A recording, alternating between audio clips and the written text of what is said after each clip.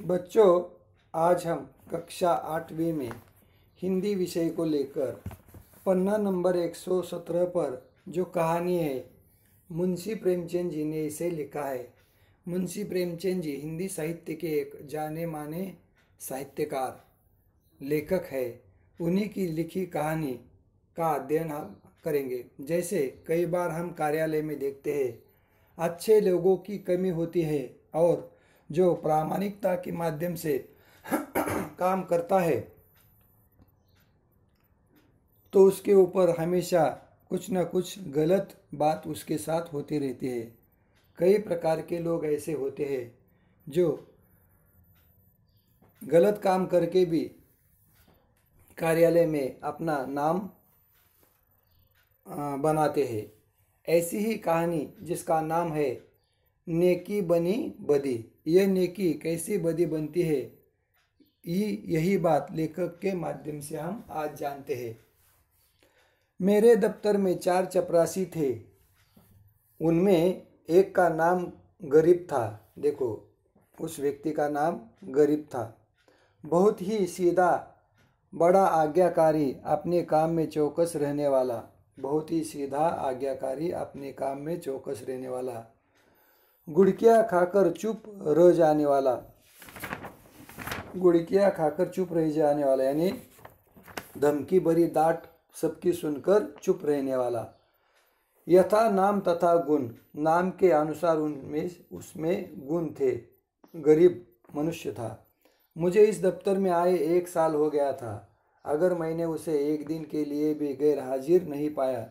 मुझे दफ्तर में आने के बाद 1 साल हो गया था, लेकिन इस काल में मैंने उसे कभी गैर हाजिर नहीं पाया देखा। मैं उसे 9 बजे दफ्तर में अपनी दरी पर बैठे हुए देखने का आदी हो गया था। अपनी जगह पे दफ्तर के बाहर वो क्या करता था, बराबर 9 बजे बैठता था। दरी पर बैठे हुए देखने का आदी हो गया था। आदी यानी मुझे आदत ही हो गई थी। जैसे ही मैं दफ्तर आता तो वो मुझे 9 बजे बराबर बैठा हुआ दिखाई देता, मानो वह भी इस इमारत को ही अंग है। मानो वो भी एक इमारत का अंग है। वो भी एक कार्यालय का व्यक्ति है जो मदद करता है। इतना सरल कि किसी बात टालना जानता ही न था। इतना सरल था कि किसी की बात टालना जानता न था। मानो वह एक नौकर था, लेकिन इमारत का एक हिस्सा ही था। दफ्तर में किसी की मिट्टी इतनी खराब नहीं थी। दफ्तर में किसी की मिट्टी इतनी खराब नहीं थी जितने बेचारे गरीब की थी। यानी वो गरीब था। तरक्की का अवसर आता तो शेष तीनों कामचोर चपरासी नंबर मार ले जाते। गरीब को कोई पूछता भी न था। और जब मौका यानी तरक्की करने का अवसर आता तो बेचारे तीनों जो कामचोर चपरासी थे दफ्तर में काम करने वाले, वो अपना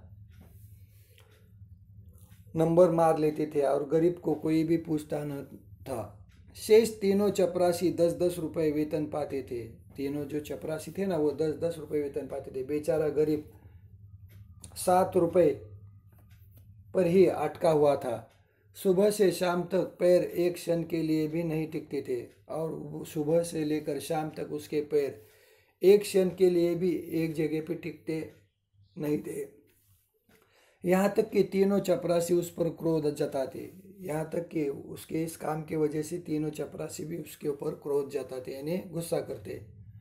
दफ्तर के सब कर्मचारी ही नहीं, बड़े बाबू तक उससे चिढ़ते।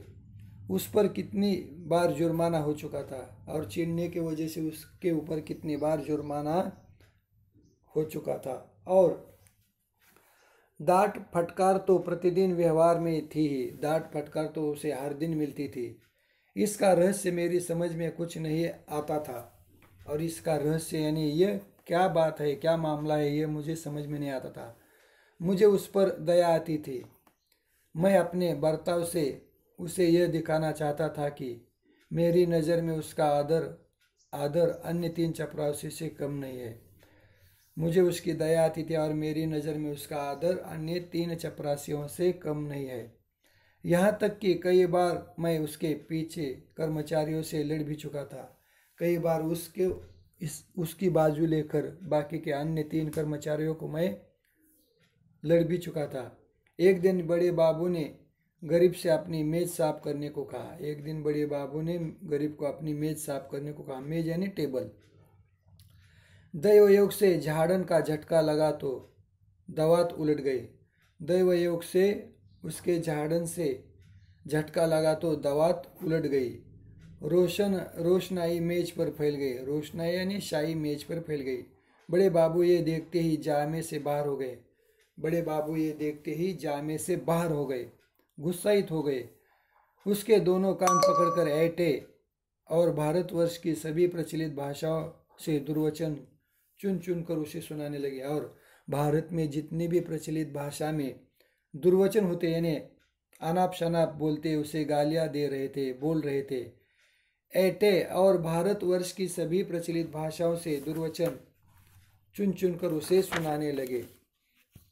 आगे, बेचारा गरीब आंखों में आंसू भरे चुपचाप सुनता था, मानो उसने कोई हत्या कर डाली हो।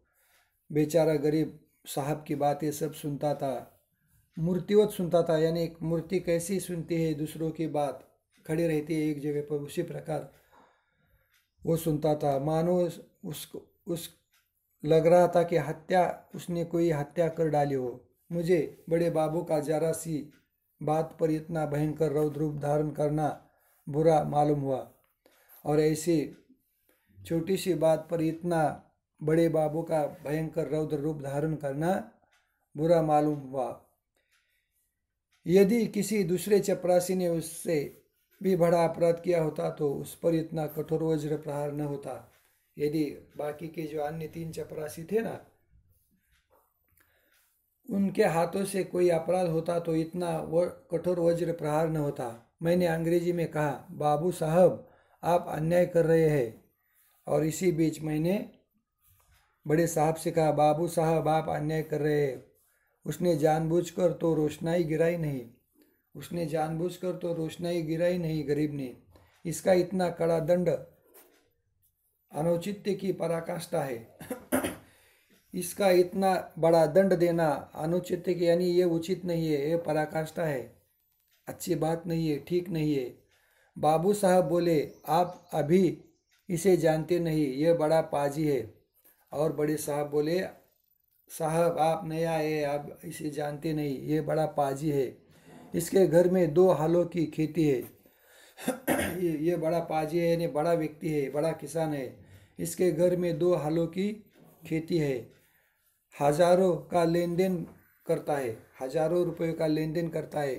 कई भैंसें दूध देती है, कई भैंसें दूध देती है। इन बातों का इसे घमंड है। देखो इसका घर बड़ा है, ये बड़ा ही पाजी है, बड़ा खेती करने वाला है। हजारों की लेन देन इसके घर में होती है, कई भैंसें दूध देती है। इसकी वजह से इसे काम करते वक्त घमंड लगता है, इसलिए ये जानबूझकर ऐसा करता है, ऐसा बड़े साहब का कहना। घर की दशा ऐसी ही होती तो आपके यहाँ चपरासीगिरी क्यों करता, मैंने कहा। तो इतने में मैंने कहा कि घर की ऐसी बड़ी दशा होती तो वो आपके यहाँ चपरासी काम क्यों करता, मैंने कहा। बड़े बाबू ने गंभीर भाव से कहा, विश्वास मानिए गांठ का धनी है ये और बला का मक्की चूस है। यदि ऐसे ही है तो कोई अपराध नहीं है। ये बड़ा मक्की चूस है, गांठ का धनी है, यानी इसके घर समृद्ध का धनी है, लेकिन ये मक्की चूस है, ये ऐसा जानबूझकर करता है। इस तरह से नेकी बनी बदी इस पाठ के कुछ हिस्से का अध्ययन किया। बाकी की जानकारी आगे की ताशिका के समय करेंगे। यहाँ पे रुकते हैं हम। धन्यवाद।